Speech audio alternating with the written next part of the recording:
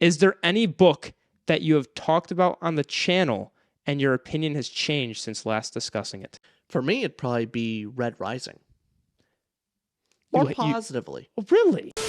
Top 5 movies of all time, Rich. The best sci-fi movie of all time? Everything Ever All at Once. Everything Ever All at Once made me cry, made me laugh, made me think. It's the most exciting, absurd, amazing film and touched me so deeply. Lord of the Rings is still my favorite, but man, that's a close second. How old is that film? 2 years old. Yeah.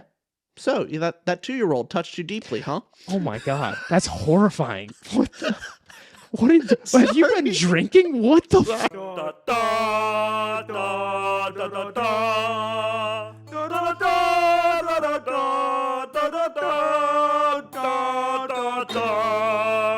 Hello, everybody, and welcome back to another Two to Ramble episode. I'm one of your hosts, Austin. And I'm your other host, Richard. And we're just in a jolly mood because, Rich, this is a celebration today. A celebration of us. We finally made it to 25,000 subscribers. Thanks to us. We go. It's Thanks all us. Our hard work and absolute batshit luck. I've taken a lot of time out of my day making Google accounts. I mean, it's a lot. You know how many videos I've had to like and then get on all the comments you see? You're the only real person watching this. The rest are all creations of Richard and I's imagination.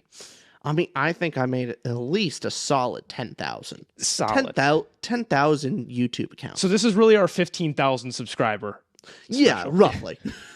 We're going to do a Q&A here where you guys all submitted questions. They're book questions, life questions, advice questions from the few that would shockingly ask us for advice, and some fun questions. Good. I'm glad it'll be fun. I enjoyed our 10,000 subscriber one because it got some questions that we never think about came up. And the first one, I want to shout out Orcish Dad from our Patreon. He was the very first to ask a question, or one of the first, and he asked this. I thought it was great.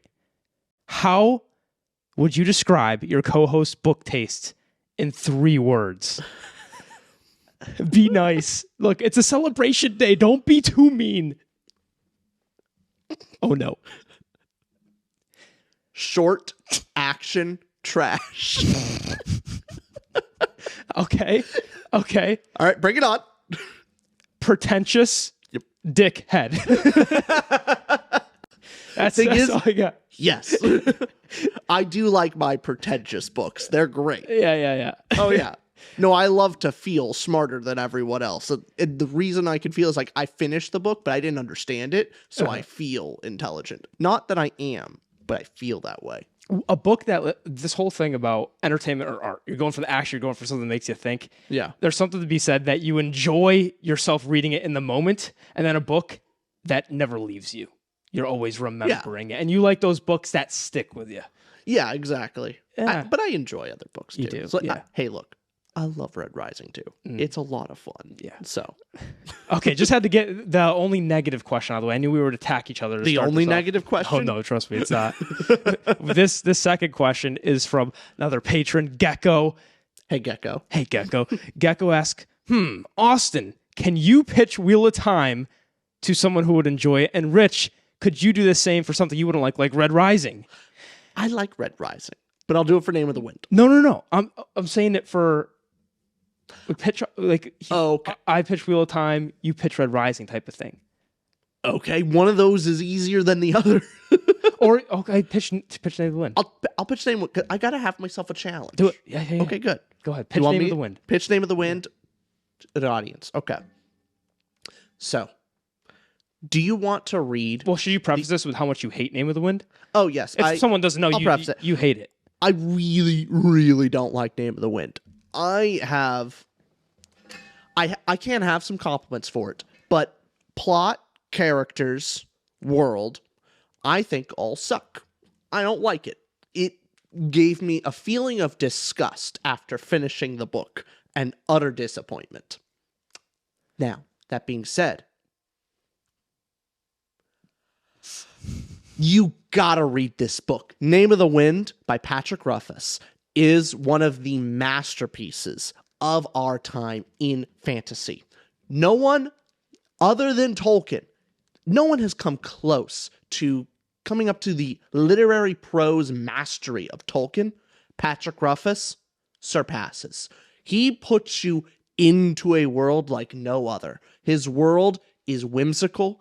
The level of detail is so complex yet simple to understand that it transports you.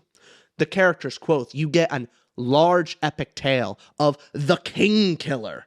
Quoth has gone on an epic journey and now has fallen so far. And we, the reader, get to find out how far he's fallen and from where. This is a fantastic story, and you need to read it. I will say the one bit of truth into this. It has one of the best scenes that I've ever read in fiction, period. Bar none. I've bawled the most. It's made me think the most. It is perfect. That's actual truth. It has that scene in there. Is anything you say on this a podcast the truth to me? I can't tell when you're lying now. What do you mean? That was all. I believed every word you said. That's not what you actually think? No. You hate the book? I hate the book. I hate it. That's so convincing. However, there is that one nugget of truth in there. Which one? I actually do think there's a scene in the book that I find literary masterpiece and made me cry. I still think about it to this day. It's one of the best representations. It is the representation of how to write music being performed. I was blown away. Absolutely floored. I think I believe you. That's true. It is? I just hate the characters. Oh, okay. And the plot. And the fact that they made dragons lame. So the world you don't like either? There's some good elements to it. So I don't like it. Name of the Wind gets a Rich. What's your rating? Oh, rejected. I don't like it. You don't like it at all? You should just go and read the one scene and then put it back. Go to your library, pick up the right chapter, read that chapter, and put it away. On the other hand, Gecko asked, can I pitch Wheel of Time? Go ahead. Someone who would enjoy it. I just want to say Wheel of Time is maybe the most complex and ever-present, long-lasting series that will stick with you from start to finish. Book 14 floored me. Book 13, don't even get me started. Mm-hmm. Okay, to someone who would actually enjoy Wheel of Time and pretending I could get in that mood, is this book will show you both history and culture like no other. You can go and pick Dune up and Lord of the Rings up and get your world, and it'll give you a compact, complex world right there. But if you want to spend the longest amount of time with characters that will both frustrate you in a way that you'll also love them, it'll have this push and pull with the men and women that just gets you so interested, and they will frustrate you. But that's what makes it good, is by the time you get to that next book, that frustration, it just pulls and yanks on you until you get this huge, satisfying, finally, they're working out, and finally, it's getting put together. So not it's just the world and cultures getting all these puzzle pieces together, but also the characters in the story are growing, descending, and you don't know which way they're going. And all these cultures are clashing. They have all their different motivations, and you're looking at all these puzzle pieces coming together. Robert Jordan does it like nobody else. I'm glad you listen to me sometimes. I just spewed the... You're channeling me. I got it. All right, let's next question. I don't like giving you too much credit. Okay, this next one's from, if you notice a pattern, this is the third one. I promise we answered non-patron questions too, but this is from our patron, Summer. Hey, Summer. Hey, Summer. Summer asked us, this is a two-parter. Okay. So first, what were the books you read as kids that you think were foundational to your love of reading now? We'll answer that one first. What books were foundational as a kid for you? The Magician's Nephew by C.S. Lewis. Okay. Then there was also Pendragon for me. Right here too. Loved Pendragon. And I think the Magic Treehouse books. I read a bunch of those. I joined you with Magic Treehouse and with Pendragon. And if we count Diary of a Whipping Kid, I would say that I did that between Magic Treehouse and Percy Jackson. There was a Diary of a Wimpy Kid phase. For me, it was Hardy Boys phase. I read all of them. All of them. Like my tiny... There's a lot of them. Yeah. Lots of Hardy Boys. Do you remember the first book you ever read? The first book? Yeah. It's kind of, I mean, that could just be the Caterpillar story or... Honestly, I have a strong recollection of one of two Dr. Seuss books. It's either Sneetches. So I think my favorite favorite Dr. Seuss book, or the Sleep book by Dr. Seuss. One of the two. What's the sleep one? It's a story about sleeping. Oh, so your mom read that to you a lot. My dad, actually. Oh, neat. I think they may still have it. Like the pages are all like torn up because I like to read it, and I would like violently turn the page, and I'd rip the pages all the time. So you've always been a reader. Oh yeah. Well, then Summer asks you this next question. What other hobbies do you guys enjoy? And there's the implication that we don't do anything else. I see Summer's asking between the lines going like, actually, do you guys have lives? Do you have a life outside of reading? Not much anymore. I used to be real into music. That was my thing. Yeah. I mean, you were big into jazz. Yeah. I mean, high school, I was in the choir, I did jazz band, and I did theater as well. So that was my thing. I did all that stuff. What do you currently enjoy outside books? I like the gym. I'm doing my best. How's he doing? Huh? How's he doing? Oh, Jim, he's doing fine. Yeah. Yeah. I'm gonna meet his family next Tuesday. Yeah. Yeah. Gym and books are your thing right now. Gym and books. I also like playing around with tech things. You like fixing stuff. You like projects. You're a project-oriented guy. I like making stuff and things. Your kind of personality is, let's get rid of my temporary responsibilities and do the year-long project. And you get the year-long project done. Like, construction workers would love you. 9 months ahead of schedule, but you're 3 months behind with cleaning your room. It's great. Yeah, basically. All the hard stuff, you just nail it. I get into weird tangents of just like strange interests. Like I retrofitted I got an iPod Classic, and I was like, I'm gonna make this like supercharge it. I'm gonna put Bluetooth in it, and I'm gonna change it up so I have an SSD in here, and then.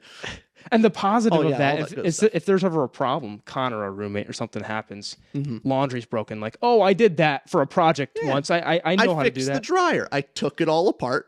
I found the thing that broke. And I put it back together again. Yeah. So that's my thing. Maybe that's why you love worlds and sci-fi so much. Is you just like to see how things are made or put together. You like to see the puzzle pieces. Oh, it's my favorite part. That's awesome. Taking things apart and then failing to put them back together is probably my hobby. Yeah. Summer, does that answer your question? What do you do outside of books? Outside of books? I don't like when it's flipped around. It makes me seem like a loser too. So stories. I like watching movies too. But that's kind of still in the same vein of shows. Yeah. I would say big thing is went out with a group of friends. That's what I'm thinking. Because when I'm alone or doing something else, you preoccupy your time with walks or whatever you're doing. Oh, yeah. I like hikes, but I don't do that every weekend. You love hikes, but you don't do that every weekend. We have a camping trip maybe coming up. Yeah, no. That's something coming up. We're doing a camping trip. That's going to be... and this thing, I'm making sure... We're not doing a camping trip of like, let's go car camping. We're going backpacking. Yeah. That's what I want. Miles and miles and miles. Well, yeah, when it's like, are we going to invite everyone to it? I was like, I kind of want, they have to be able to hike at minimum 10 miles with 30 pounds on their back. We should delay this post so that in case our friends see this, so they're not invited ahead of time, Oh, no, I don't worry. You can just tell me to tell them to no. I'm perfectly capable of telling our friends, no, you're not invited. Oh, you're not physically capable. I already told them, so it's good. But so we love hikes, stuff like that. But I would say with friend groups, we're big board game players. Sure. We like our board games, and we like our Texas Hold'em, poker. Love cards, love chess, board games. Let's be honest. Yeah. What's your real hobby outside of books? Like a thing I habitually do? Yeah. Gym as well. Gym's also. I remember the days when on vacation you would be trying to find a gym because you had to go to the gym every day. I also think Jim's a great guy. Me and him get along sometimes. Yeah, he's a nice man.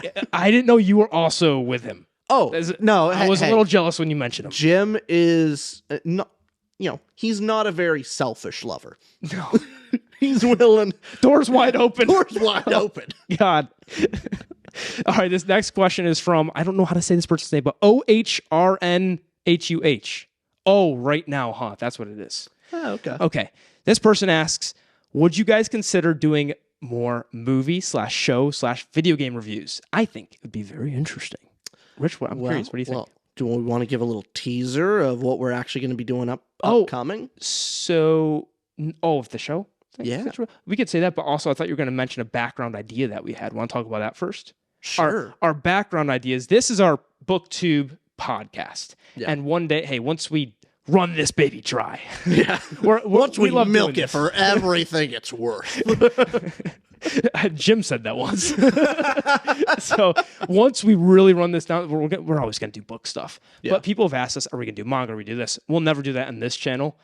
We'll do fantasy sci-fi stuff on this channel. But if we ever want to do a movie review channel, something like that, we'll just make another channel. Yeah. We would have that toward movies and shows because we want to keep this as a book community. And also we like books. And so if we want to dive into another thing, we don't want to hodgepodge a million things into this. Mm-hmm.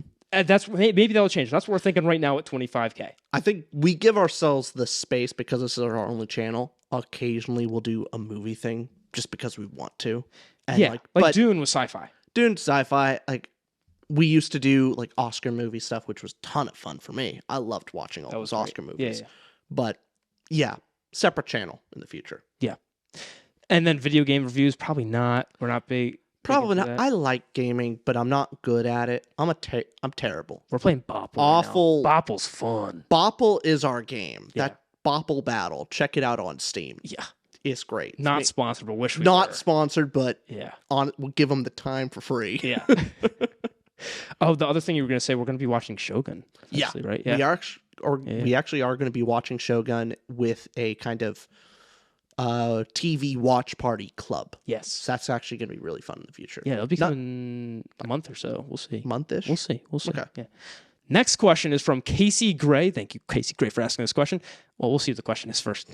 Oh, actually, not thank you. It says, when will Austin shave his head and join the BBMC, Beautiful Bald Man Club? Hey, even I'm no longer. He's growing that hair back. Look at that. The next question is from Jar Hugibert. Jar Hugibert. I'm so sorry, Jar Hugh. He asks, what color of socks are you two wearing, especially on Mondays? Okay, I've changed my ways, but I used to only buy black socks because I thought, why get any other color socks? They work for all occasions. Now you have other socks. I now have some white socks. Good. Yeah. That's good. Mine have sauce on them right now. Actually, if you want to see, they could sell that. God. Actually, they're selling that right there. Only for it. There we go. You're wearing shoes? Yeah. Oh, I should wear shoes down here. Okay. I just forgot to take them off, and they're comfy. They look comfy. Next question is from Professor Whitebrick. He asks, least favorite book of all time. Bonus points if you finished it. Rich. You go first. No, we'll have the same one. You ready? Oh, no. You ready? Ready? Yeah. Are you sure? Are we thinking of the same book? Oh. You ready? 3, 2, 1. Our friend's book. We're so sorry. We're sorry. We hope we never watched. We don't even want to say our friend. He's one of our best friends. We've told him. We have told him to his face. We were beta reading for him, and we had to figure out. Hey, we gave him a ton of feedback, and here's the thing: he is motivated. He's disciplined. He's gonna get better. He values his honesty. It was great. He took the honesty, took it very well. He's gonna grow from here. But the book was awful. Here's the thing: I didn't feel super bad about it though. No, because it's our friend's book. It's our best buddy, and he knows we're coming from a good place. Yeah.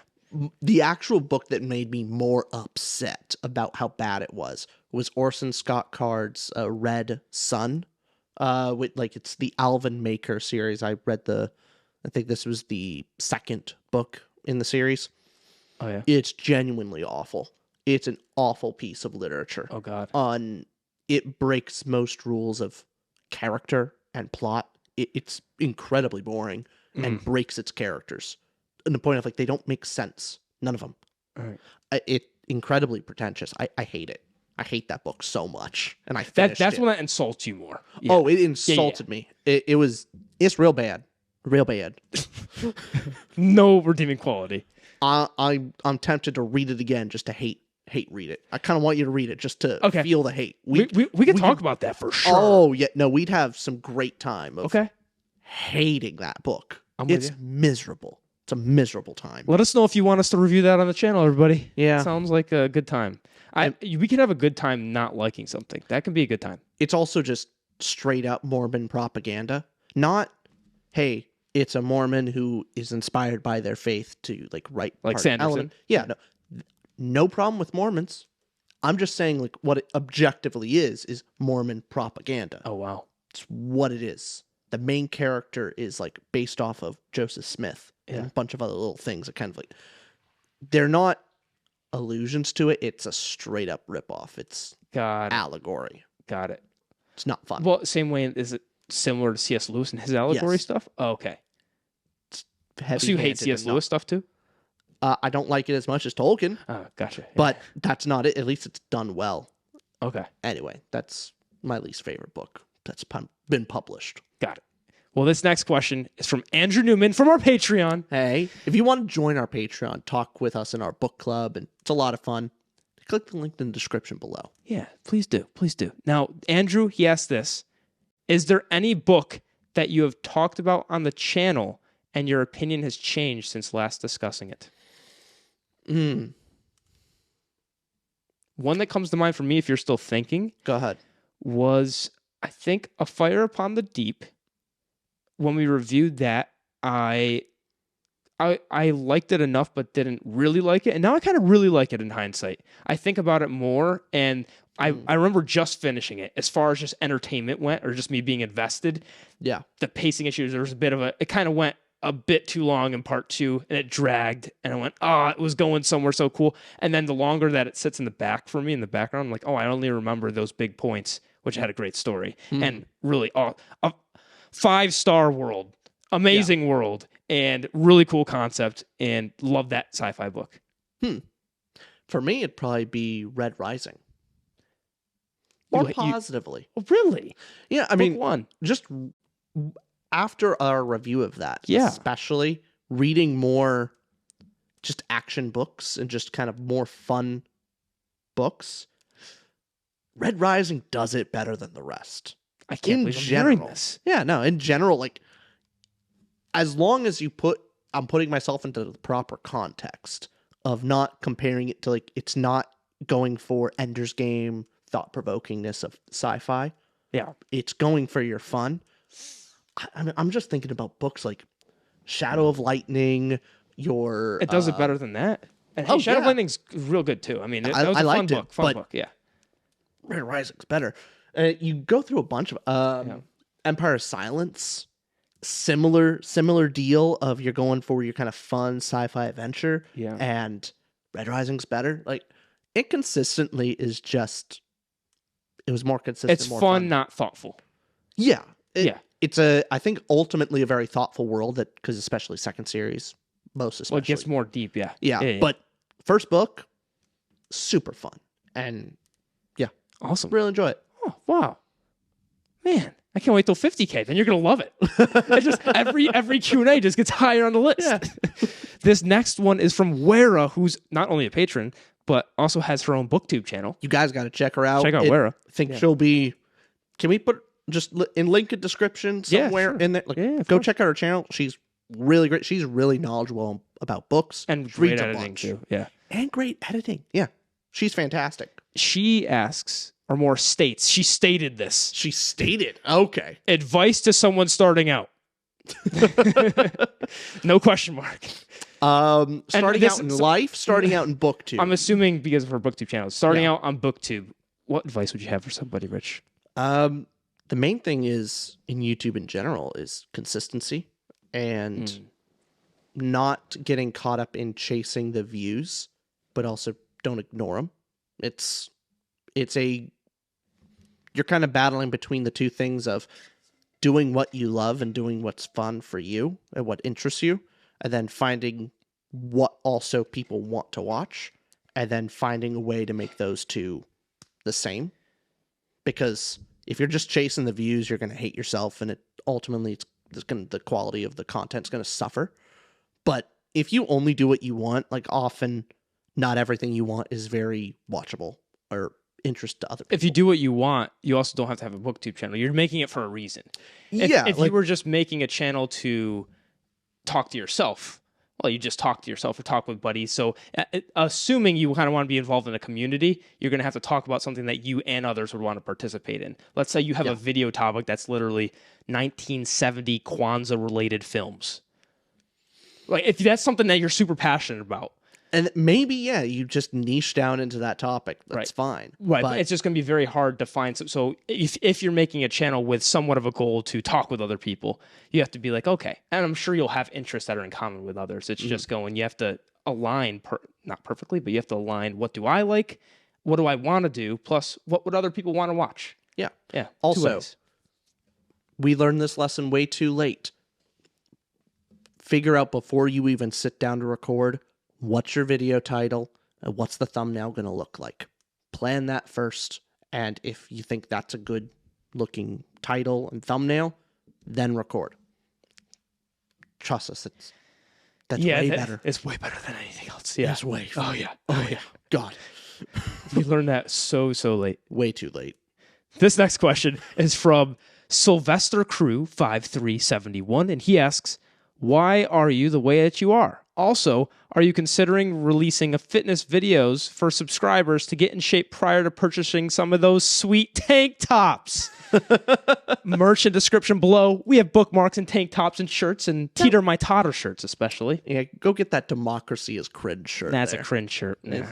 Yes, appropriately, Democracy is Cringe, not the shirt. So yes, why are the way that you are and releasing fitness videos? No, we're not doing that. But why are you the way that you are? We start doing a gym channel. I do want to do an entire book club or an entire book discussion while working out at the gym. I think that would be funny. Oh yeah, it'd be hilarious. Like just I do dislike being a nuisance to others though.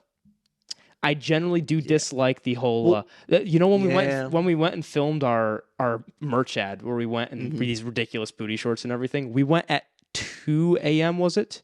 Yeah. We were there from 2 to 3:30 a.m. where the gym was empty. One person was leaving as we got there. And as we left, one person just came in. I was, oh, thank God. Because I just, you see those people online that are just in people's faces and just no regard for humanity. That's fair. That's my one thing. It is funny. But, I mean, hey, we could figure out some other stuff of like doing an outdoors workout. That would be cool. Yeah. Like, just mostly calisthenic stuff, and maybe even get one of the ropes for a tree to do like, those like pull-ups and different rope ring things. That could be fun. Okay, thank you for the recommendation, Sylvester. That's pretty cool. Okay, this next one's from Diana Ormanzi, and this person asks. Diana asks, "What would be your dream video project if you didn't have to worry about the YouTube algorithm?" Kind of like we were just talking about with what do you want to do, plus what do you wish other people wanted to see? Oh. Yeah. What video project did you just go, I wish YouTube ate this up and that we could have... in general? Yeah. Book reviews. Love that. That'd be nice. There's a bunch of books. It's like, if we could just do that, it's only books and then religion talks. And we're just like, we're talking about an aspect of faith and it's like, or morality and subjective versus objective morality, consequentialism. Like that would be fun. I wish people liked to listen to that. That would be your but instead, people like tier list videos and top 10 lists. Like that's apparently top 10s kill it on YouTube. Top 10s kill it everywhere. They do great. That, and I also want to do, and I just talking to Austin about this like today. Yeah. If you guys know the Virtual Insanity music video, saw that like visual technique. I want to do something with that video like recording technique. I don't know what you're referring to yet. Here's the thing. I must have missed out because I went from the meme to like finally looking up what the meme came from and like never knew the song and looked it up. I have recently. No idea what you're talking about. I missed this piece of just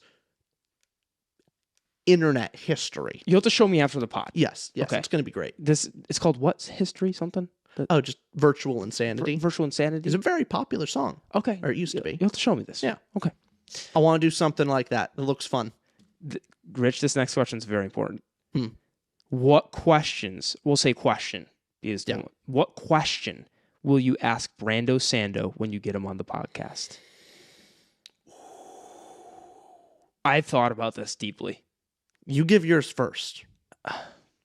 Because here's the thing with a question to Brandon Sanderson. He's heard everything. Mm-hmm. So you also want to ask him something new and different. And you want something interesting. Because the tough thing with Brandon Sanderson is he has lecture series, he does lives, he does weekly updates. He's so involved that I feel like I've heard him say so much. Mm-hmm. So how do you get on a deeper level? I might ask him something more personal rather than something advice-wise. Something along the lines of, okay, he has his stories, and they will live the test of time. He has his Stormlights, his Mistborns. He's going to write 100 more stories that will just be there forever. He'll have Brandon Sanderson on there for the test of time. But I kind of want to ask him, like, hey, one day, Brandon Sanderson, you're going to die. Your children will die, your grandchildren, their grandchildren's grandchildren.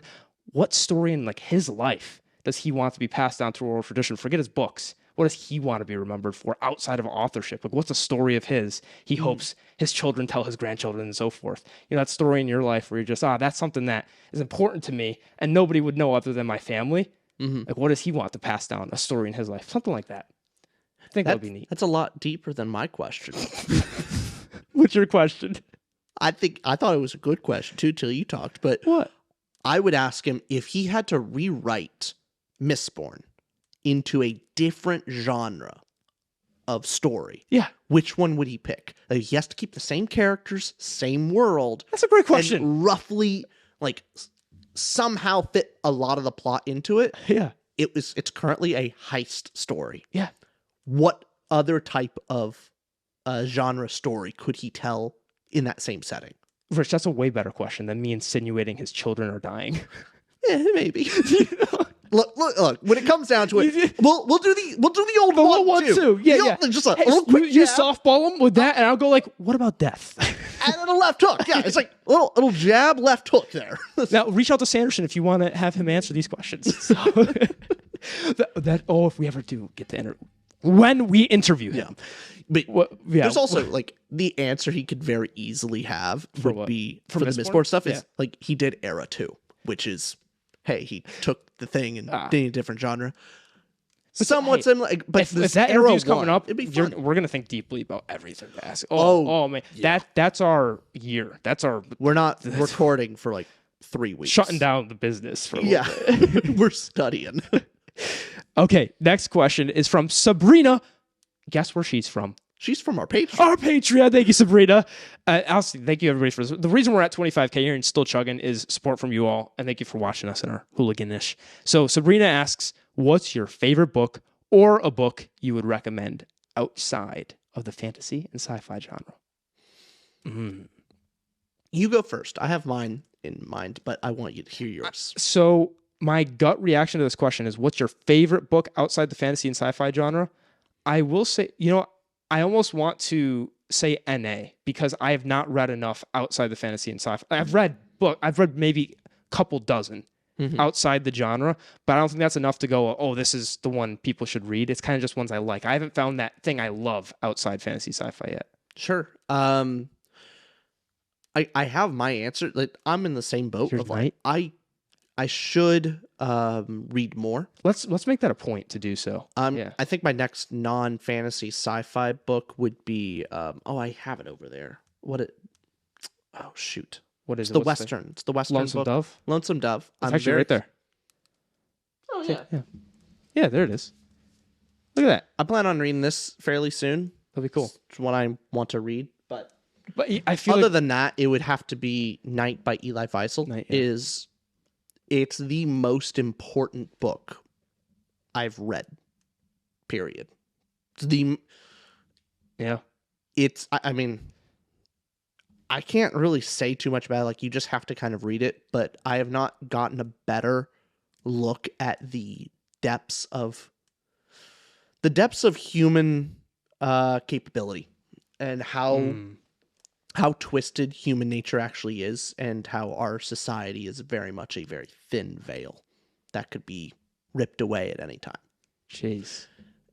It's a heavy book, and so highly recommend. And it's called Nights by Eli Wiesel. Eli Wiesel. Okay, what? It's a book about a Holocaust survivor and his story of how he survived the Holocaust, and also his travels with his father. Gotcha. Yes, heavy, but Wow. good. Yeah. Sounds like a great recommendation as far like meaningful recommendation. Yeah. And I'll have to read more nonfiction, more outside this genre to give an answer for that in the future. Not heavy recommendation. Give a like. Read The Sweetness at the Bottom of the Pie. It's a mystery novel. I Recommended really that. like it. Yeah. It's about Flavia Deleuze, like 11-year-old girl who's really into chemistry, and she solves crime with chemistry. Neat. And she also tortures her sisters by opening scene is she melts down poison ivy oil extract and puts it into her sister's lipstick, and then reforms it, puts it back together, and then just is watching and waiting until, the inevitable blow up. And it's fun. You've pitched that before, but it sounds so fun. It's great. She's awesome. I want more of their books. I did think of a recommendation while you were thinking of that. This is a book I read when I was maybe 5. Okay. Love You Forever. Oh. It's a children's book, and it's about the kid. The whole story is just this kid who's a baby, and the mom holding the baby going, "I'll love you forever, my baby." I remember that. And then the mom just gets older and older, and then eventually the son holds his old grandmother there, says, "I love you forever, my darling you'll be," or whatever it is. And just a story about death. I remember that book. Yeah. Isn't it great? Oh, yeah. It's just, It's a it's a great one. children's story, and it stuck with me. Hmm. Love You Forever. Check it out, everybody. I'm not saying that to you. I'm saying that's the book title. Yeah, no, I assumed. I assumed correctly. Yeah. I love Jim, not you. Remember that. So this next one's from Ethan Tauber, 8476. Okay. Ethan asked this. What would you want? He said, what would you want? So what would you want? It was what would you want? It was misspelling. So what would you want your fantasy nickname to be called? Oh. I mean, I think I kind of already got it. It's Dickless of Shinovar. I was thinking the same thing. Oh my God. Cal from our comment section called you, Dickless of Shinovar called me Hair Blessed. Cal the High Storm, shout out, that was floored. That was so funny. I think my nickname, I'd want it to be, my mom growing up nicknamed me Osty Burger. Osty Burger? Yeah, it's just an endearing Osty Burger. And I feel like, if I was a character in a book, imagine. That really sounds very close to Asperger's. But imagine imagine this. So imagine Osty Burger, but not a serious, like not a hero or anything, a villain called Osty Burger. That sounds like something could be out of Dungeon Crawler Carl. Yeah, it could be Dungeon Crawl, which is it's fun. It's fun. Yeah. Real fun. This next question is from Duve Was Taken, and this question is, what has been your favorite episode to record so far, and which one did you dread the most before filming? I got one right away for dreading. Okay. Emperor's New Soul. Was that it from Sanderson? No, it's Emperor's Soul. Emperor's Soul. I was thinking Emperor's New Groove for some reason. Emperor's Soul. Yeah. For the pure reason that I read that book when I was on the best vacation of my life. Mm-hmm. And I was in New Zealand. It is the best country on earth. Amazing, unbelievable. I think I just came back from New Zealand, and then we were going to record that. And I just remember having that vacation, not the fatigue, just like the high of vacation, and then coming back and talking about the book. And I look back, like, the book's good. I remember liking the book. I still like the book. Yeah. And I just remember, I want to talk about that book again because I remember having just dread of like, oh man, I just want to be anywhere but here. That's fair. I mean, I think that most of the time. I knew that was coming. But it had nothing to do with the content, more to do with things surrounding it, which is a little bit of a conversation about when we go to record, things happen outside the recording studio. Sometimes we barely have a life, but sometimes you're in certain moods to talk, and then sometimes you're not. And we've kind of gotten better at, hey, when we have to go sit down and get in, like turn on a little bit, just get like, okay, a little hyped up so we can talk and be jazzy. Because before this, like, oh, we could be sitting on the couch, like eating for an hour, and then it's just having a casual conversation. Okay, need to get on. But things outside of what we're doing could make an episode more dreadful or fun. So for you, was there something about a particular topic that you dreaded or you loved, or did something, some outside circumstances, some tension cause that? Oh, Not much, really. I guess maybe I was most nervous when we were doing our first interview with Sigils. Andrew Givler. I was nervous as hell. I was more nervous. It was so much fun. Were you more nervous like me with Brian McClellan? I was very nervous for that. I was too. Yeah. But there was something about our first interview that was like not done it before. And so I was really nervous for it versus Brian McClellan. Like, yeah, it was so cool. Like, wait, we're interviewing an author like I read and really liked. Yeah. That's awesome. Yeah. I mean, honestly, it was instantly affable, so just got over it real quick. Oh no, yeah, that's the thing. It was pretty easy. It was, but with Andrew Givler, we spent a lot of time researching. Yeah, his life and every scrap of internet information we could scourge for a fun interview. Exactly. So that was a lot of fun. But to the second part of his question of what was most fun, probably for me it was the Silmarillion video. Oh, neat. I loved that. That's great. That was so much fun for me. That's awesome. That was great. Great experience. Alexia asks, which book got y'all into reading and when? Now, take that question, maybe not first reading, but which one got you in? Got me in.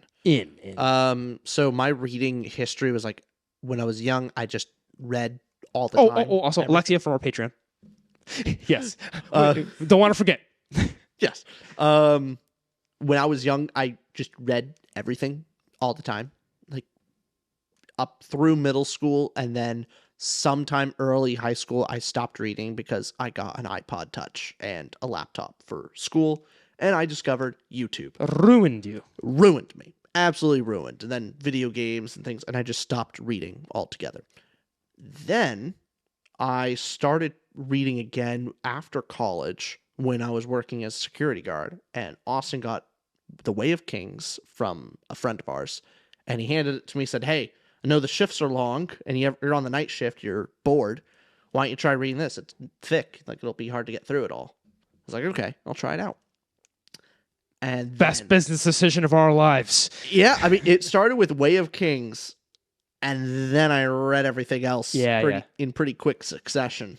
And it just restarted my whole reading fever. So Way of Kings was a big jump start. And that's the same answer for me. Jump started for me as well. And in the past, read a lot. And then the invention of technology, or at least the iPhone. Yeah. And, getting an iPhone, and so forth. And then gaming and all that. Then it came back around. Yeah. College time, after college. Yeah. This next question, another patron, the King of the North, Reptiverse, I believe. Hey, Reptiverse. He asks, have your opinions on books ever been influenced by your audience? Have your opinions on books been influenced by the audience? Interesting. Overall, no. But sometimes it'll give me pause of like, maybe I'm wrong. Like, it's something of... Ultimately, my opinion doesn't change, but I try to open my eyes to like, why would someone else like it? Or why would someone else dislike it? Whatever the audience has to say. Yeah. It just means like, oh, there's another perspective here that I'm not seeing. Right. Because there's plenty of books out there where I don't like it, but I can see why someone else would. There's a few out there where I don't understand how anyone could like the book. And those give me pause. Yeah. What about you? Has it ever, I'm thinking it's hard to say changed your opinion on it, but maybe tempered. Because something such as, I know, okay, this is how you lose the Time War, for example. Well, something I didn't love, I liked it. But then it seemed like a lot of people either hated it or couldn't get into it at all. And I still had the experience of liking it, but it tempered my enthusiasm. Because I thought it would be something interesting to talk about where Time War, it was the thing about it was a good book, but the plot is interesting and how I just thought I hadn't seen something structured like that before, and that's what was cool about it. But then a lot of people, when we had our discussion in the book club, didn't like it, and then a lot of the comments on the video didn't like it as well. It's just a very divisive book, so it didn't. I still think fondly on the structure and things like that, but when I go to recommend, I won't recommend it as much now because I know, oh well, the vast majority of people who I talked with about it, other than pretentious dickless of Shinovar, like and of course you're gonna like it. It was pretentious, and that's how you know I might be wrong about something. But since so many people disliked it, I tempered my recommendation of it, so I can still personally feel that, but it will make me go out if someone says, hey, read this book. I'll go, well, probably not, but I liked it. Whereas if a lot of people liked it, I'd go, oh, yeah, read it. Yeah. You know what I mean? Because now that I know what the consensus is, I'll kind of step away from saying read this book, and I'll just kind of talk about why I like it. That was kind of happened with me with Annihilation. I thought that's a great book. I think it's a great book. Yeah. I think most of the people don't really like it, or they were real mixed on it. I was surprised. Yeah, that's by Jeff Vandermeer, right? Yeah, that's a great book. I'm just wondering, I don't know if I would recommend it to a lot of people. Yeah, because it seems from our book club it was very, very mixed. It was mixed, yeah. But man, great character, great mystery, mystery story, fun world, solid book, solid book. Yeah. Actually, I got a great recommendation. It reminded me. It's not the same, but from Wera, she recommended Recursion. Short book, remind me a lot of Annihilation in some fun ways. Highly recommend that book. It's very fun. So that's where Recursion audience recommended a book and changed my mind. So there we go. Yeah, it's more. So I have opinions influenced. Have your opinions been influenced by? Oh, you know what I mean? Not the recommendation wise, but opinion wise, I think your opinion hasn't really changed, but I guess for me, do you see somewhere as it tempered how you pitch it at all? Possibly. Same thing with The Book That Wouldn't Burn. The Book That Wouldn't Burn. Where audience can kind of point out things that I've missed. And so it's oh, actually that's kind of right. I didn't notice some of the writing flaws with it. Got it. During the read, but then now on hindsight with talking with people, it's right. That's kind of that's a good right point. When someone points out something that you overlooked. Yeah, exactly. Yeah. I could see that. Yeah. This next question is from The Real Sky Goat and asks, are you both dating? Will you both date? When will you both date? Three important questions. Answer one of those questions. Are you, will you, when you? Yes. To one of those? Yeah. You guess. You know what? Find yourself a nice... Anybody watching right now, if you like books and you like dickless over here... Oh, man. That's a fun question. Yeah. I am dating, yes. Yeah. Hi, babe. Not at this moment, no. But you will be. Yeah. But when? The question is when. When's that day coming? Hey, the real answer there is I need to be...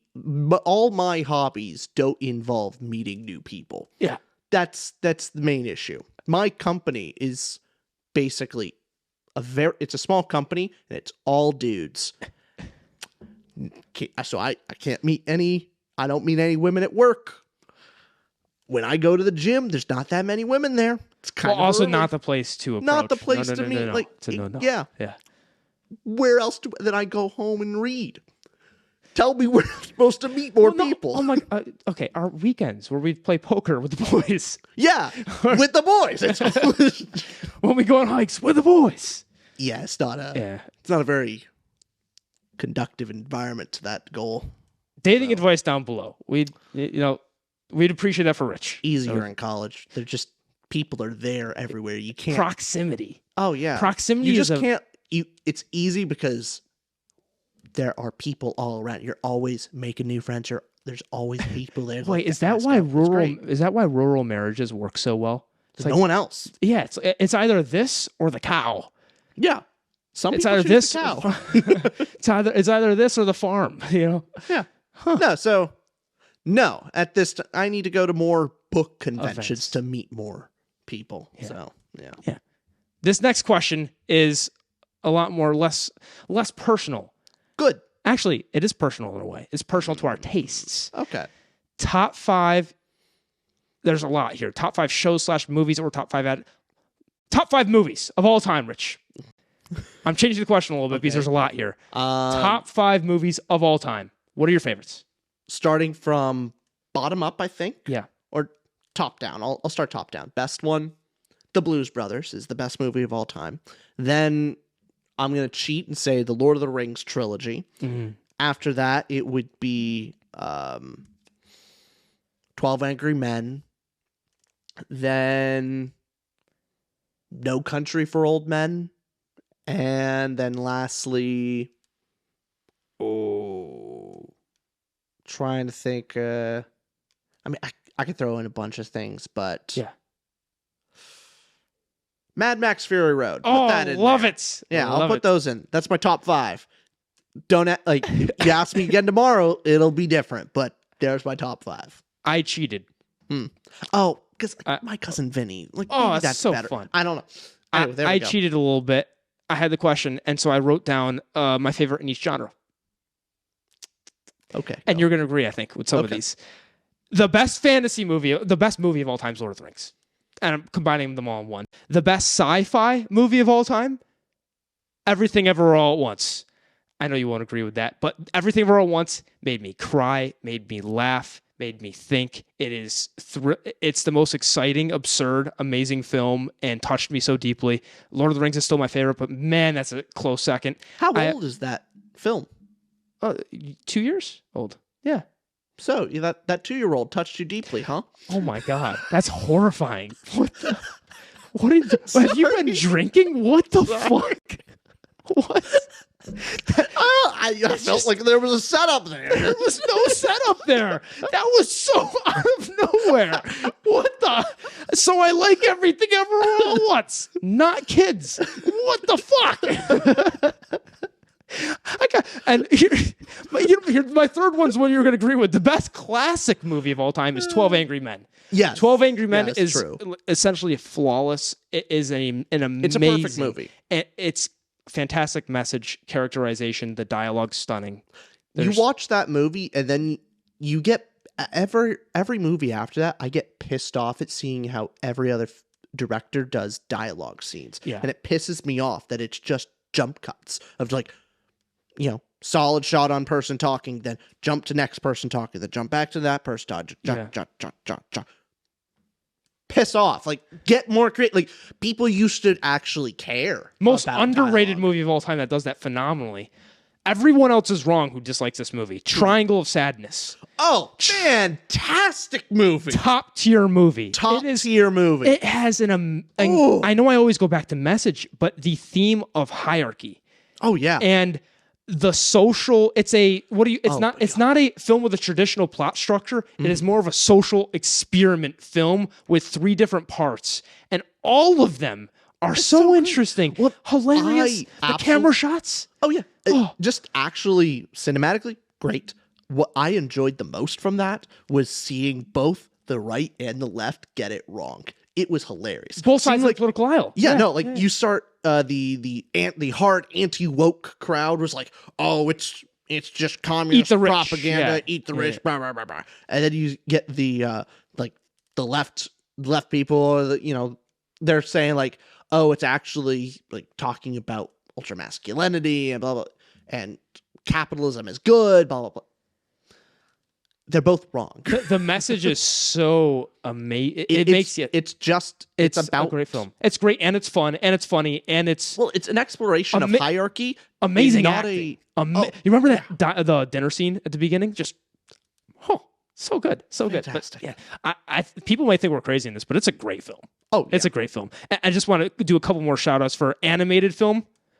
Who Puss is in your Boots 2. favorite fearless hero? Who is your favorite fearless hero? Puss in Boots 2. It's a great movie. Also Wall-E. Also, The Emperor's New Groove. Oh, Emperor's New Groove slaps. It is maybe the funniest movie up there with My Cousin Vinny. And then here's what we'll toss in an an anime, your favorite's A Silent Voice. Yes. My favorite is Your Name. I like Your Name too. That's great. Your Name to me is the most touching movie about fate, and I that is such a cozy film to me. I love it so much. And Silent Voice is a very I need to show you that movie in sub. I don't know why we watched the dub A Silent first. Voice. Yeah, I'd love dub. to watch it again with you because Gotta watch it sub. Let's put that on the docket. We haven't watched a movie in a while. We haven't. No. And then I have another category for the best pure testosterone films of all time. Number one, well, in no particular order. Number one, Gladiator. Gladiator is come on. Yeah. Come on. Roman Colosseum, get out of here. And number two, this is the best testosterone movie of all time, and you said it. Mad Max Fury Road is badass. If you just want a world to suck you in and not let you go, and flame guitars on top. Witness me, blood bag! Woo! So damn good. I love that movie. Oh, and fantastic. I got to do a recommendation for the most shocking and weird film you'll ever see in your life. You thought Everything Everywhere All at Once is shocking, weird, absurd. No. No film touches the serenity of this, the surrealism of this. It is filmed by Yorgos. Poor Things. It was just came out this last year with Emma Stone. It is the strangest, mind-boggling experience where you might not love it. Rich, you might not love it. Yeah. I would always recommend it to somebody just for the pure experience of seeing what film can do and what you can actually see in a film. The visual, it's visually stunning. The world's crazy good, hilarious. Emma Stone deserved the Best Actress 10 times over. Mark Ruffalo was hilarious. And the film is so weird and strange that many people will hate it. And some people, it is very highbrow. And it's not for everybody. But if you just want to kind of drop your jaw and go, what the fuck am I watching? Watch Poor Things right now. That is another recommendation. And then best crime film out there. Okay. What do you think is your favorite crime film? Best crime film? Yes. Oh, shoot. I mean, would The Godfather count? That's the first thing I have down is not The Godfather. Okay. Not Goodfellas. They count. I like Goodfellas. I'm saying that this film, my favorite crime film, shames those two. Like Godfather and Goodfellas, like they look like a B movie compared to City of God. City of God, you didn't watch it yet. I didn't watch it yet. You were gone that night. I wish you watched it with us. City of God is a Brazilian film. It's the best. It's the best foreign film I've ever seen. It's weird how perfect they got it. It's almost strange because the budget was so low, and the actors they took for the City of God were off the street. Yeah. Not professional actors. They just took kids off the street and paid them, obviously, but non-professional actors. I like to imagine they didn't. They just took them. If you don't act well, you don't get to go home. Oh, no. But highest recommendations for City of God. And last but very not least, the movie that maybe sticks in my head the most. You'll not be super entertained watching it. You will not be cheering. You might not even be crying. But the movie that is stuck with me the most to this day and will never leave is After Sun. After Sun is a film. It's by A24. Love A24. Oh, yeah. And the film, I don't even want to give much away other than it's an experience. Fair enough. Okay, that was a lot on that question. I'm very passionate about my favorite films. We really could do a movie TV. Do you guys want a second channel on films? Let us know because we love stories. Oh, yeah. And books, I think, can do it the best because you have more time with it and you get so sucked into the worlds. But love movies and yeah, we could totally do it. Oh, that'll be so fun. So fun. The next question is from Cash Boulder on Twitter or X. And he asks, do you have a most surprising and most disappointing novel? There's a difference between worst and best. It's most, you had your high expectations or low expectations and they were kerplunked. Surprising? Just pure surprise? Or... I think he's asking surprising as in, whoa, I didn't expect that to be good. As in, you had low expectations, but it was really good. And on the reverse side, you had high expectations and it was real bad. I can answer one while you're thinking. For most disappointing. Let me double check if there's a second one. I'll toss it out there for now. Hyperion. Only because I still, when I look at Hyperion, I give it accepted. Like I don't hate the book. Don't dislike it. The book I think has real good things in there. I think that I improperly went with the wrong expectations of how much you loved it. Just I know how much you loved the book, and that got me so excited. Mm-hmm. And if I didn't hear, it's not your fault. It's just my own reception. Yeah, it's my fault. No, I ruined it. No. Let me take the book. Let me take this one. Okay? But it was you giving me that high bar for it. Then going in, I went in with the wrong attitude of like, oh, I'm about to see. I had my own vision of what it was, and I still read a real good book, but didn't floor me. Mm. I think then for me, surprise would Lord of the Rings. I'm trying to think. Like, there's some books that have surprised me. Do you want me to recently? Books 2 and 3 of Sun Eater. Oh, fuck! Oh my god, surprised me. Yeah, incredibly so. Was floored. But other than that, I would say, oh shoot, what is the book that I'm thinking?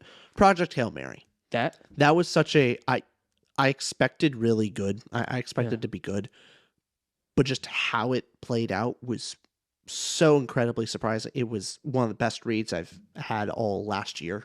Even better than The Martian for you, right? Oh yeah, I love The Martian, and the fact that we got Project Hail Mary, which is The Martian and better. You know what's coming out? Amazing. Ryan Gosling's going to star. Yeah. In 2026, the film's coming out. I'm so excited for We're it. covering that on this channel. Oh, we definitely are. Oh yeah. Or on the new movie channel.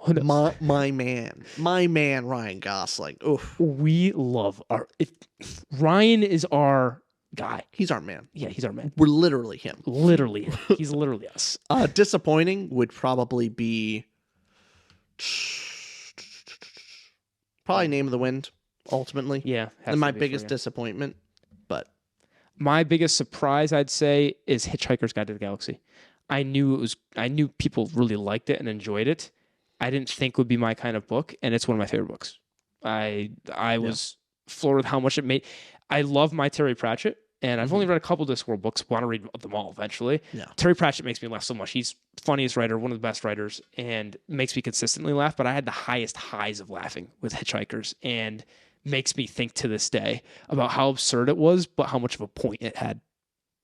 I was just surprised at by the end how much I loved it. Next question we have. Do you like Hitchhikers, right? Oh, yeah. I like it. I like it less than my Terry Pratchett, though. That's the thing. I do like Terry Pratchett more, which is interesting. No, fair enough. They're like that and Small Gods are very it depends when you ask me if I like Small Gods or that Hitchhikers more. Okay, this person, W4NKR, asks, it's Wanker. It's Wanker. It's Wanker's his name. Okay. Yeah. I didn't want to say it, but just for context. So this person asks, what are your favorite aspects of a fantasy book, as in world building, characters, magic system, etc.? What's your favorite aspects, Rich? I mean, world building for me is the main thing. World building and plot. World building and plot. Okay. That'll be the most important, then closely followed behind is characters. For me, and then basically message. So if the book has a really cool world with something interesting to say and the plot is fun to follow along, I don't care if the character's like a cardboard box. I don't care. They're a vehicle. It's fine. Yeah. But those are my most important things. For me, it's world. Okay. For me, I'd say it's characters. And I think the characters go along with either the emotion or the thought-provokingness of it. So if I love the characters and it's super entertaining, I'm going to love it. If it has amazing characters, I'll switch that as well. It's either characters or thought-provokingness, because there's a book like Pure Nessie where I actually do love the character. Okay, that's a bad example. The character's also amazing in Pure Nessie. But if a book sticks with me for a long time, I'll absolutely love it. Fire Upon the Deep. Yeah. Really like that. But characters don't really matter. Don't care. Yeah. Doesn't matter. But really like the book. Yeah. Mm-hmm. But I would say still I'm very a character first person when it comes to those categories. Now, Viola from our Patreon asks... It's a lot of Patreon ads in our... we have to feature their questions. That is true. I'm not including someone who pays us for a question and supports us of all people. Like, they've gone through the mud of dealing with us. They deserve at least this. They do deserve to actually get their questions answered. Viola asked this. She asks, if you had to cast each other as book characters for a movie adaptation, who would it be? And of course, we've done enough Zeth on. Yeah. Besides Zeth. Besides Zeth. Yeah. Um, we have to cast each other. So you cast me, I'll cast you. Do we want to pick a book series we both read and then put each other in that? Yeah, let's do that. Okay. You pick one for me, I'll pick one for you. Okay. Series, I will put you in. Actually, I know what you're going in. You're the main character of. You're Carl in Dungeon Crawler Carl. Yeah. You are. I take that compliment, Maddie. No, I totally see it. The very first chapter or two reminded me of you. It's like it's no spoilers. This is so early. Where Princess Donut the cat, just hates everybody. And Princess Donut the cat just goes to these beauty pageants and is a spoiled cat and does what she wants. And then I remember Carl at one point says that, this cat could give a fuck. And I respect that. And that was a dialogue straight from you where you just respect someone who doesn't give a shit about other people. You go like, I respect the person who could say no. I respect Princess Donut. You are totally Carl and has that very gruff, knows what's right and wrong and doesn't know, again, has that moral compass. Doesn't know exactly why they think that. You're still explaining, like, why do I think that? I just do. And that's what's right, that's what's wrong. And you're right about your morals. And then I'm just going to do it. And I'm just going to punch my way to happidness. So you are Crawler. Or you are Carl from Dungeon Crawler Carl. Thank you so much. I was thinking like, oh, do I say Moash? To be funny? But now I got to be... No, you don't have to. Don't look. I wasn't fishing for compliments. I can't it's fish fine. for the. Here's the thing. I can't say Darrow. I would love to, but you're not Darrow. I'm not Darrow. You're not Darrow. But if I were to pick from the Red Rising, who would you be? I don't know if there's one in Red Rising though. You don't have to pick from there. Honestly, Pick anywhere, any book. You add a little, not later chapters. But I could see you as Severo. I think you have that energy. You're not often allowed to release the manic energy that you have, but I think you could have it. So if I was in the game. First trilogy, Severo. You have that happy energy of just when you're Severo's excited. Happy? Yeah, he is. He's having a blast. Tearing up creatures and crawling inside of them. I looked at it more sadistic. You can take that too. Okay. I see what you mean though. He's that oddball. The oddball with high energy when allowed to release. Because you remember him before? Before. Don't spoil. Yeah. Just for people who haven't read, but I get what you mean. Yeah. This next one is from Bryce from Shelf Centered. Shout out to Bryce, fellow booktuber. Check him out. He's awesome. We had him on the channel. We got to talk to him again, have him back on again. We have to, yeah. So Bryce asked us, do you guys ever get sick of each other? In parentheses, asking because I'm jealous of your relationship. Aw. All the time. All the time. That was lighthearted. It was... He's... Okay. Oh, we're supposed to be joking. Oh, never. Never. We're the bestest of friends. Never getting on each other's nerves. Next question is from Dungeon Master Tom. And he asks, is it difficult... This was a back-to-back. I picked these questions because it was a little pick-me-up, Yes, is it difficult being the most handsome people to ever review books? And do you not think about it? He called us handsome. That's nice. Tom called us handsome. Yeah. Isn't that neat? Yeah. That's nice. I just wanted to feel good, I do feel good. It's just I ignored the question and said you two ugly shits. So this is a selection bias. Everyone must know.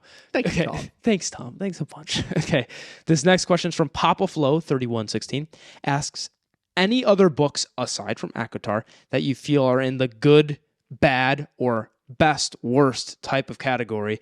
Books that you don't think are good, but also in some sense they sort of are. Maybe kinda. A book that should be bad but you like. Blues Brothers the movie, basically. We don't say that. Don't mention Blue. Don't do that. We don't joke about Blues Brothers. Okay. We don't joke about Bruno or whatever it is. We don't talk about Bruno that Encanto. Different movie. Okay. Gideon the Ninth. On concept wise, like I don't think it should be good. Like just concept wise, and when I was kind of thinking about it. Yeah. Dumb concept. Okay, fun concept, but like ultimately shouldn't be very good. But it is. It's surprisingly good for Neat. what the type of book it is. That's a good answer. Okay. I would say, and I mean this as a compliment, but Sigils, Andrew Givler, some of his books in his series, like Death Tax and Dandelion Audit, we beta read his books, but they are in the territory where no, it's not that high. It's not literature. It's not like your Lord of the Rings hybrid. No. Like you're not going to learn about it in like an English class. But it's also not that action Red. It's also not Red Rising where it's like super entertaining. It's in that line of it's interesting and just fun. Oh, it's an enjoyable read. That's the thing where it's. I really enjoyed, especially like his fourth book. Really good. Yeah, I thought it was a lot of fun. My favorite still is second. Fourth is in second. I will go book 2 then 4. Yeah, I go 4 too. Hey, fair enough. Fair enough. Yeah. Next question is from Awesome Tingle. Man, why are these names? Okay. Awesome Tingle asks, why do you think science fiction and fantasy are always lumped together? Probably the most imaginative worlds. I mean, it's the most outside of your world, outside of your realm. Fair enough. I'm thinking as well with fantasy marketing wise, pure marketing wise, it's like, why put the red peppers and green peppers on opposite sides of the grocery store? Like, if you like fantasy, you'll likely like sci-fi. If you like sci-fi, you'll likely like fantasy. It's like, That's why make them go all the way? You know, it's not as different as like crime novels and mystery novels. You could stereotype us nerds pretty well and go like that fits together. And also, I guess the concepts too, like you're saying with the worlds. Yeah, the line is just, Sanderson puts it best, where the line is sci-fi is improbable, fantasy is impossible. Yeah, and that line is very thin. It's both kind of magic. It's both you have to stretch a lot to believe in it. So in regular fiction, you kind of it's all the concepts you already know, just put in a fictional story that didn't happen. Whereas fantasy, sci-fi are creating something from nothing. Yeah, well, fiction is too, but you get what I mean. Yeah. Next question is from Captain Coots. Okay, that's a cool name. Asks, where would you live if you could live in one book series universe? Rich, I'm so curious what you think. If you could live in one book series universe. I have a guess on what you'd say, but I want to see if this is what you think of. What would you think I say? Discworld. I would think you'd want to go in Discworld just because of you'd have such an interesting time. And when you die, you get to see death. Yeah, that's a great answer. Yeah. I think it actually would. It would be Discworld? That'd be the most, especially if I know I'm in the Discworld. I could have the most fun. Now, here's the thing. High likelihood of death. Strong likelihood of death. Lots of death. Yeah. But my afterlife could be anything that I believe. Whatever I believe about the afterlife would be real. Oh, yeah. And I get to talk with death, and death from Discworld gets to guide me into the afterlife. You're having that's not a great time. I can't think of a better gift to yourself than that. So than a good death. Yeah, a great death. Yeah, also, I'm not thinking of a better answer than that. It's a great answer. Also, you just have fun. Like, words are magic. The gods are real. You could just it's way too much fun. Yeah, great answer. Yeah. I was thinking because of death, you'd think that, but is there any other fantasy series, sci-fi series that tops that at all?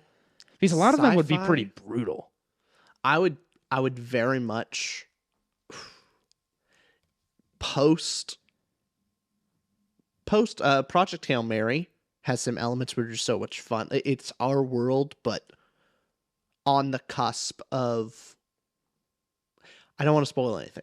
Don't. There's aspects of someone saying like, "Oh, you're objectively wrong," but there's also facts. There's certain elements about it where I think even the downsides are worth it. Okay, I will say that. Hey, we'll move on then. Danners asks, maybe I missed it, but what's your guys' origin story as friends? Okay. We've probably talked about this before. Probably. Yeah. I put it in there just because the TLDR of it is, when I went to university, a friend of mine from high school also went to the same place. Hey, Alexander. And then I was going into his room, and Alexander got this guy as a random roommate. And I walk into the room, and I just see him doing crunches and sit-ups on the top bunk of his bed without a shirt on. And yeah, and I said hi, and then we didn't become friends till 2 years later. He had a poker group, and all of their locations to have the poker game crapped out, and they're like, hey, Rich has an apartment off campus. He can host the game. Rich was my plan C. I was his plan C for the poker night, and then we became friends. Before that, for that year and a half or so, freshman, I think it was halfway through sophomore year. Yeah. That's probably when that happened. For that year and a half, I'd seen you maybe a couple times a month just because you were in the group. I was like, oh, there he is. That guy. We just had different interests in general. Yeah. So. Yeah, at that time you were working on a real estate thing. Yeah. I remember it was you and Liam were working on that. Mm-hmm. Oh, sorry. I've had a lot of failed dreams. We're really working on this one. Yeah. But yeah, that was basically it. All right, spilled water on me. Gideon Kane asks, how's Austin's book going? You got to answer this one. Well, he should also ask you, how's Richard's book going, too? Oh, yeah. I actually got finally some progress on it. I cleared a major world-building hurdle, so I can now actually start writing it. Well, writing the actual story rather than just me writing about world-building and things like that. How's that going? It's good.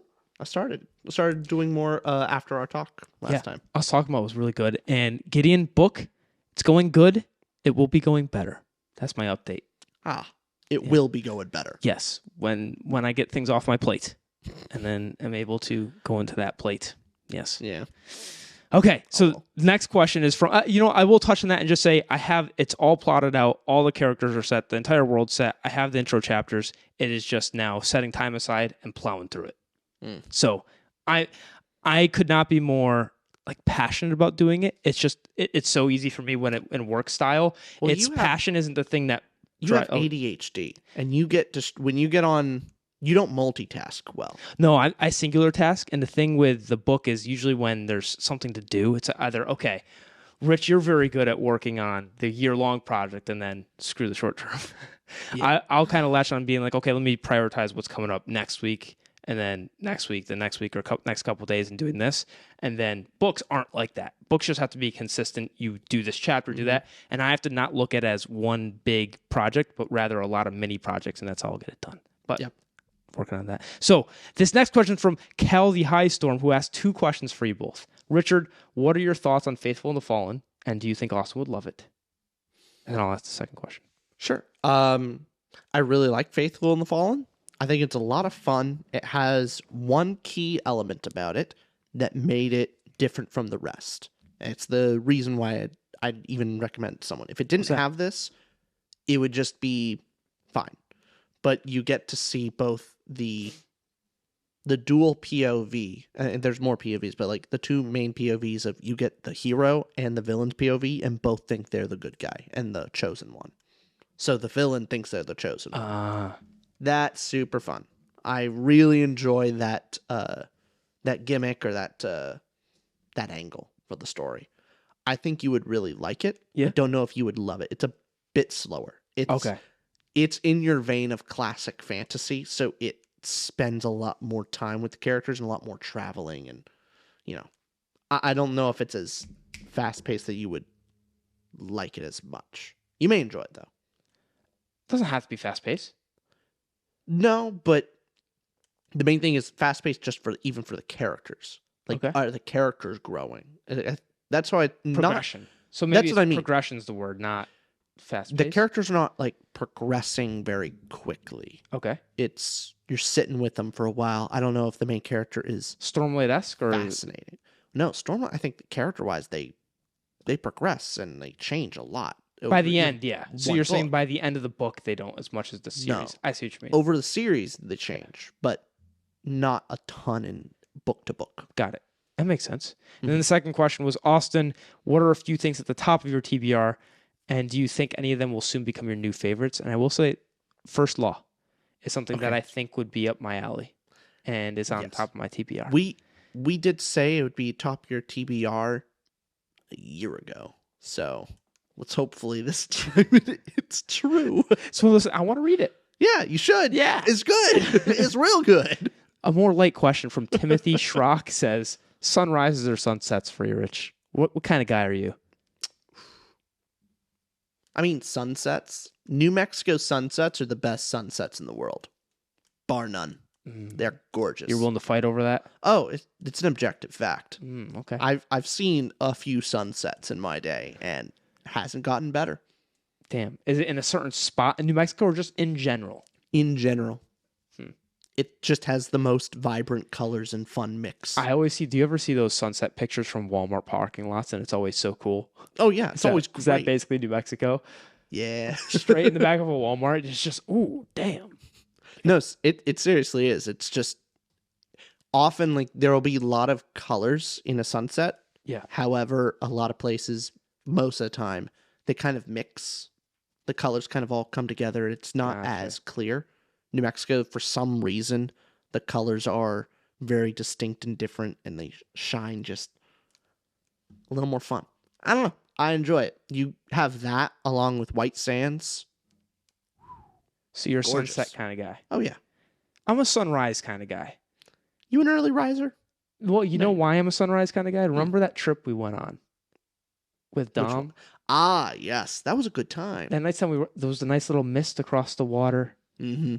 A nice little sunrise and having coffee. We had a nice little romantic coffee moment. Yeah, it was good. I think fondly about that. It was a good time. Yeah. Now this next question is from Sashavik, 2703, and asks, what's your thoughts on physical TBRs of 100 or more books? When people have a TBR and it's like a CVS receipt. I mean, I always am just impressed. It's great. Like, what negative to that? Like, other than it just getting to you, like, anxiety-wise, I don't see much of a problem with it. I mean, I don't really even have an official TBR. I have things I like, and then eventually... I'll do that. It's not any order until I get to, like, on a month-to-month basis. I kind of plan, like, 4 weeks out at a time. Yeah. Is generally... So, my now, especially, minimum is I read at least a book a week, and I plan out 4 weeks ahead. And sometimes I can fit in multiple in 1 week. Yeah. Depending on the length of the book. Do you think that a long TBR can almost be pointless if it gets that long? Like, how long's too much? Oh, yeah. At a certain point, if you had 100 books in there. Yeah, so, like, are you just not going to look at any new books for a whole year? Or do they go to the top? Or how's that change things? Yeah. I mean, just having a list of books I'm interested in and then pulling from it is probably fine. Yeah. This next question is from Ultra Laid Back and asks, do you guys accept ARC books from new indie authors? Yes. And we have a new book a series coming on the channel. Yeah, I'm excited for it. Where we're having indie authors on the channel to pitch their books and so forth. It's an indie author spotlight. Yeah. So basically a combination video with... Do we want to actually spoil? Well, they'll see it. It'll be up. We're featuring indie authors. It's going to be fun. We're having ideas because we really want to see how to do that in the community more. Mm-hmm. So it's something that we want to do because we also know how difficult it is to market. Oh, yeah. And give eyes to books you guys wouldn't see usually. Mm-hmm. Next question is from Curie Della Serna, 8515, and says, congrats on 25K. The first person in our question to say congrats. You know, that's nice. All we wanted was a little congrats. It's always asking. It's never, how are you? It's always, give. These ungrateful. Wait, most of them are for our patrons. Never mind. I take that back. They thank us enough. I'm so sorry. So this person asks, my question is, what are your pet peeves, book related or not? Pet peeve book related is the kind of trope of if they tell you the plan, then that means the plan's not going to work. And then if they don't tell you the plan's going to work. And every time I see it now, it bugs me. So I see it. I don't like that. Not book pet peeve would be lines. I hate lines. Any type of line. Lines should be illegal. I'd vote for president anytime they'd say, like, they get rid of lines and traffic. That would be my thing. Also, paying for parking. That should be illegal. Yeah. I don't care how little it is. Paying should be illegal. No, I like the paying thing. I like people giving me money for things and services, but You paying. me paying to park my car seems wrong. Yeah, you have to pay for parking for a car you paid for. Yeah, too many. No. No. Stop. No. Too many payments. Too many payments. Slow that down. Oh, you know what? hate The day that we're all doomed is when there's a parking subscription service. Oh, I just gave them a bad idea. Yeah, and that kind of already exists. No way. In some big cities. What? I mean, yeah, you pay for a parking spot. You pay monthly. Oh, for like... That's so true. I'm an idiot. That's a thing. We don't live in the big city, if you can't tell. Well, We're out here in rural Virginia. I was kind of thinking where... I was thinking... A subscription service of multiple locations. Yeah, yes. I was thinking that and also like street parking situations. Oh. Yeah. Yeah. Oh, God, I hate it. What are your pet peeves? Pet peeves for books are dream sequences that go nowhere or mean nothing, but pointless dream sequences. For regular pet peeves, one, the loud chewing in people's ears. That can get me a little bit. But one even more than that is the humble brags. You know the humble brags? Or Yeah. It's actually a brag. It's not, Yeah. It's like, I'm going on my PJ. PJ? Private jet. It's the lingo people use. Like, that's the lingo? That's the lingo to be like, I'm going on the PJ later. It's like, it's whatever. I don't know. Just when people, when people throw acronyms. I don't mind the actual bragging. It's the humble brag that's worse. It is, because it's just say it. Well, also, like, there's some type of authenticity of someone who's just genuinely excited about something they're doing and proud of themselves for it. Good for you. Going like, hey, I'm going on the private jet. I just got a private jet. It's like, good for you, man. Good for you, Mort. Good for Sounds you. like Mort. Good for you, Mort. Yeah. Instead of, oh yeah, I'm going on the private jet later. It's the weird, slimy seeking of attention. Yeah. It's not fun. It's not Yeah. good. Because it comes off as in you're looking for that validation more than you actually enjoying it, being enthusiastic about it. Yeah. Because you're looking for validation rather than you having your own validation. Yeah. Huh. Maybe a confidence thing. Interesting. Wow. That led somewhere. This next question from Giuli Raffin asks, it seems you read books you like. How do you actually know you'll like them? Do you choose them from instinct, reviews, synopsis, people's general opinions, etc.? We just have a few questions left, so we're nearing the end here. Okay. For me, if it has a cool cover, I'll probably pick it up. If Mike's Book Reviews recommends it, I'll try and pick it up. Yeah. Also Matt's Fantasy Reviews. Those are my two big booktubers for getting recommendations from. If Coop from our Patreon says to read a book, I'll try and pick it up. He has great recommendations. He's top tier. He's top tier book reader. Yeah. He's got good stuff. Also, if my mom tells me to read something, I try and give it a shot. Yeah. I'll try. Your mom's giving us great video ideas too. Oh, yeah. Just stellar. One of our earliest viewers. Yeah. Thank you, Rich's mom. How do you pick up books?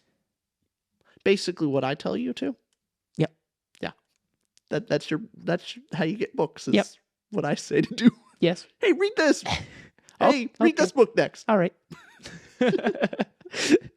This next question. This one's for Rich. You're going to have a little good time. Maybe give your top three, because Jeremy asked, rank each Wheel-Time book.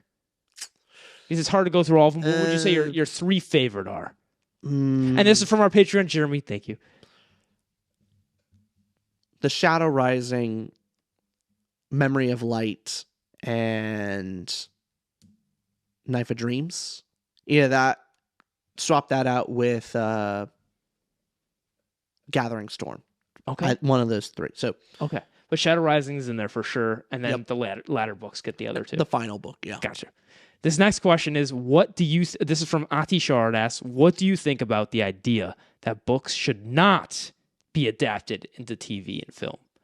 What do you think about the ones that just stay away from adaptations entirely? 83% of the time, that's correct. 83. You've done the math? I've done the math. I've calculated it.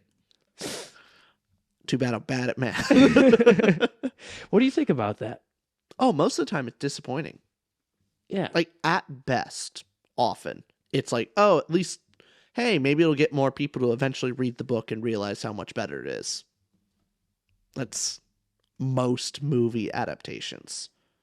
But especially with sci-fi fantasy, Hollywood does not have a great track record at making quality adaptations. What did you think of The Martian?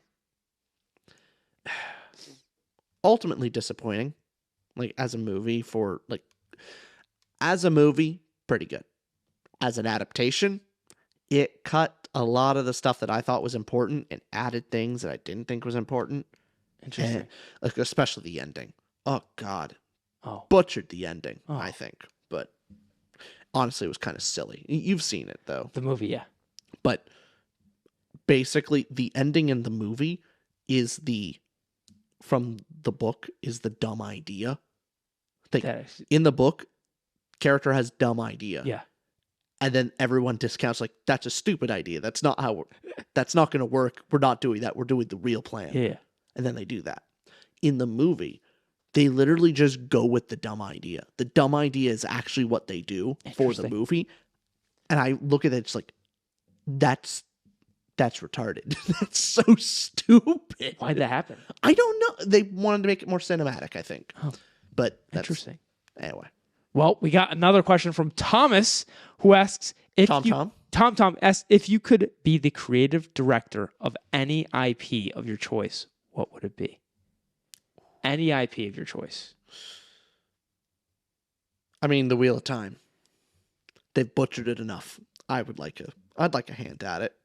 And thing is, I can't actually do the work, but I think I could be a decent gatekeep of just like hiring the right people, and just generally I think I could hire people that say, hey, have you read The Wheel of Time? They go, yes. Did you like it? Yes. Oh, okay, you're hired.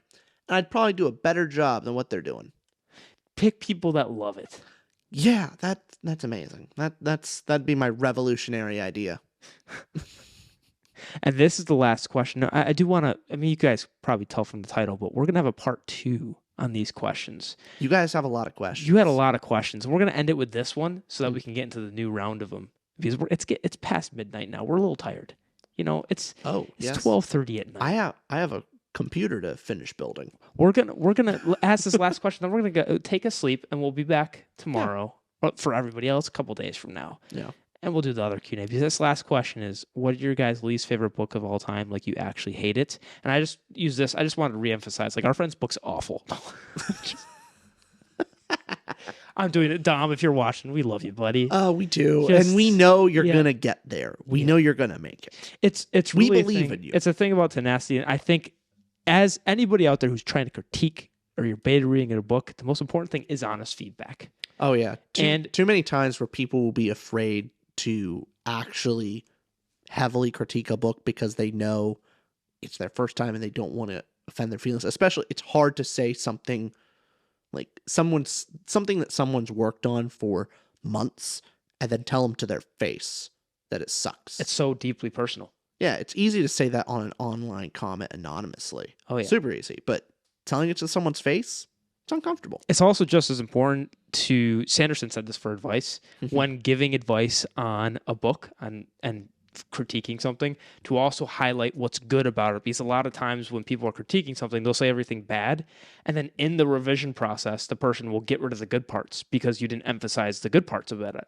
Yeah. So it's also important giving that feedback of, hey, here's what's bad, but also here's what's good. Mm-hmm. And giving both of that to be like, oh, here's what I like, here's what I didn't like. And hey, I'm not the writer. I'm just giving you feedback on we're just readers here. We're just giving you that. Take it with a grain of salt. It's your book. But a helpful thing to do is go highlight, this is good, highlight, this is what didn't connect for me, and explaining why. Not just being bad, good, but explain why did it hit you that way. And maybe next time when our books are out there, Rich, we'll have a little review of each other's. I think we have to. Oh, yes. Those are going to be some scathing reviews. I think I'm going to, for your book, I'm going to have two parts of the video. 2 parts. One is where I'm going to pull someone else, and we're going to review it together without you being there. Okay. And then we'll pull you in. Okay. That'll be so interesting. Well, this was part 1. We will see you all for us another day, but actually it'll be another day for them too. Yeah. It's late. Forgive us. Bye-bye, y'all. Good night, y'all.